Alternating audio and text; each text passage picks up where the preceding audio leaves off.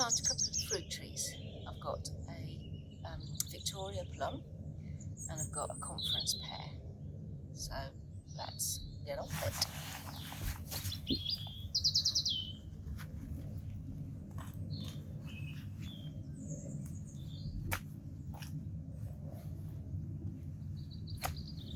First, dig the hole.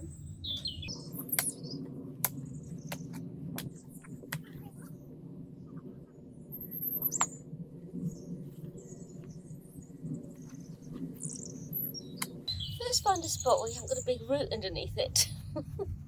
One thing about planting a fruit tree, it's really difficult. I know sometimes you have only one place where you can put it, but I have got a little bit of an area that I want to put maybe 3 fruit trees. And I thought, well, I don't want to plant them in a line. I want to stagger them. Is there room to stagger them? And there's this angst about, I don't know, they just wouldn't look right in a straight line. But where I was going to put the first one, there's a great big root from something. I'm going to have to move it. Okay, let's start again. Maybe that there. Right here. That's better.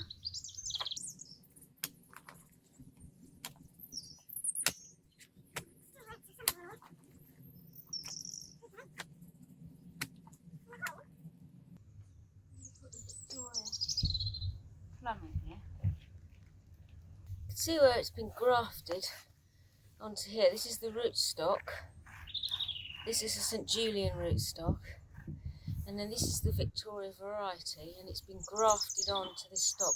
This stock will determine the vigour of the tree, and it's probably about a 3 to 5 metre tree. The St Julian A. And the roots, I want to plant it not above this point, because otherwise you'll get shoots coming off the variety. And you don't want that to happen, so you want to plant it below. So it was probably actually at the nursery. It's probably planted about this sort of deep, but I'll plant it sort of somewhere around about this sort of depth to leave this clear. Used to be a bit deeper. I like to soak the planting hole really well before I plant anything, and I've also soaked the roots actually for about an hour before I planted, because these I brought these from a shop when they were bare rooted. So that's particularly important. If it's in a pot, grown in a pot, just make sure it's nicely well watered before, and leave it for maybe the day before you plant it.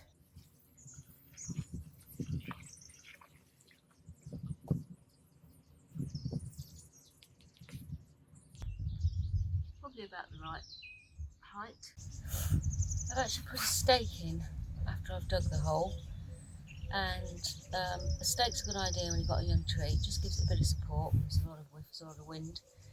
There's a school of thought that allowing the tree just to move a little bit actually encourages it to put roots out to secure itself, so it actually kind of almost tricks the tree into saying, gotta grow more roots so I can be secure.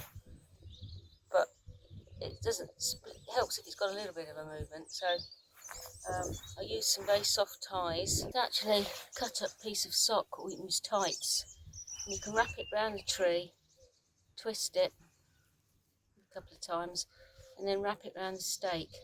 And there's a bit of movement, but it just keeps the tree secure. So that's a good tip. So I'm just going to now plant the tree against the stake, making sure all the roots are in.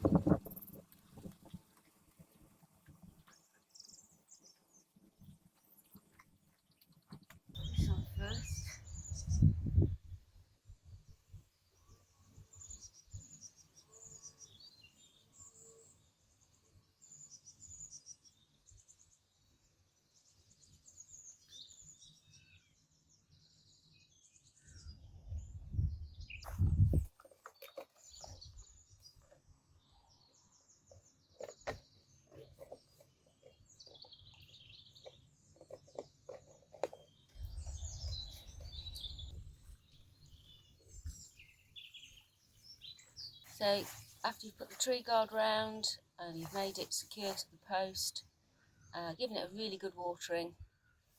Another tip is always try and keep at least a metre clear around the base of vegetation of grass, at least for a year.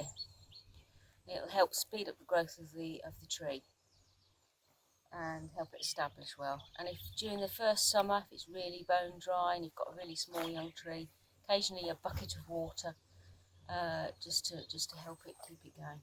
To finish off the tree planting, I happen to have a load of spare old hay, so I've actually put it around the base as a mulch.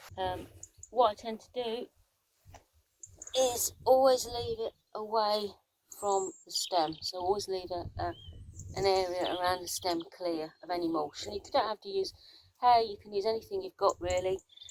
If you've got any plant material you can put round, any big leaves of any sort, just put around there, or compost, anything like that. It just helps to, especially when you get spring, if you get a dry spring, it'll help keep the moisture in the soil at the roots of the tree, and also prevent any weed and grass growth, hopefully, because we say we want to keep this clear around here, at least for the first year or two, just to help get the tree established.